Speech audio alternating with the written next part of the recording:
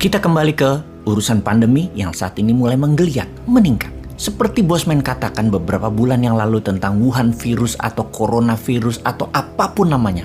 Yang jelas kita dapat pastikan globalis cabal memperoleh keuntungan besar dengan penyebaran man-made virus ini. Banyak manusia jadi korban, banyak negara yang lemah jadi korban, banyak pengusaha dan pejabat jadi untung. Yang pastinya Big Pharma lah yang teruntung, terlepas mereka yang membuat atau mereka yang bermain atau mereka ambil untung dari penyelesaian masalah kesehatan virus ini. Kita detailkan, ketika Shanghai lockdown, ketika Xi Jinping dengan kejam melakukan zero covid policy dengan menutup lebih dari 21 kota termasuk kota besar ekonominya yaitu Shanghai, termasuk pelabuhan, bahkan berefek menurunnya pendapatan negara, Xi Jinping tidak peduli. Pokoknya zero aja. Nol itu virus di Tiongkok.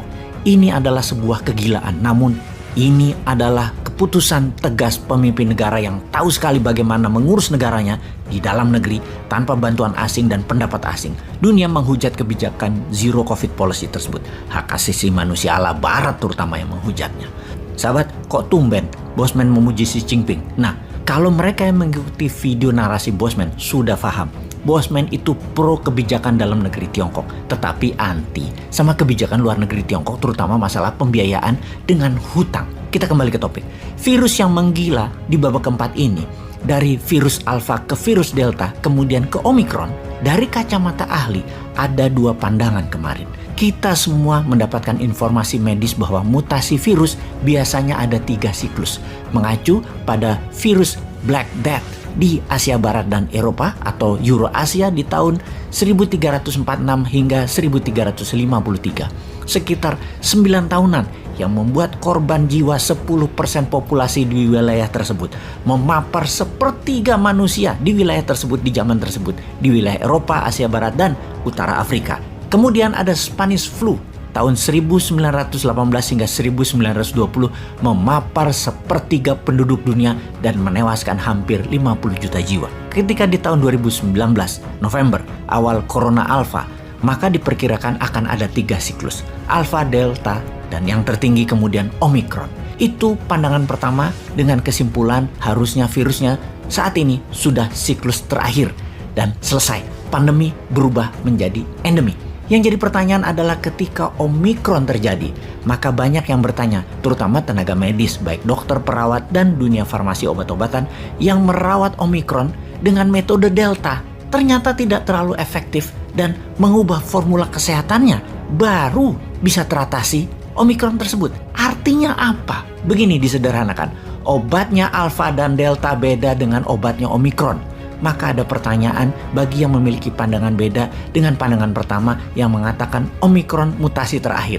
Di mana pandangan kedua adalah jangan-jangan Omicron adalah Alpha. Nanti ada gelombang berikutnya Delta Omicron atau apalah namanya, siklus mutasi Omicron Alpha. Ya, mana kita tahu, kita bukan saintis. Kita juga bukan ahli biologi virus, tapi kita punya common sense aja, akal sehat, yang mungkin curious, ingin tahu lebih dalam. Untuk itu, ketika cara penanganan Tiongkok dalam 3 bulan ini sangat kejam, melakukan lockdown di mana-mana, maka kita kritis bertanya, mereka pasti tahu sesuatu yang kita tidak tahu nih sepertinya.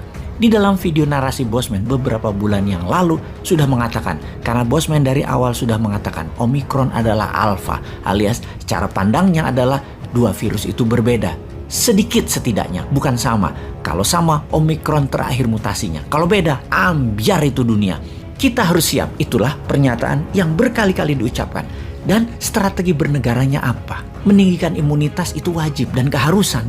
Kita lanjut dulu kemungkinannya. Dan kita harus melihat dari kemungkinan terburuk. Setelah kita melihat kemungkinan terburuk, lalu kita bertanya dan kita mencari solusinya apa. Ketika kita menemukan solusinya, kita bisa menjadi yang terdepan, kita bisa menjadi yang terunggul. Itulah tujuan informasi ini disebarkan.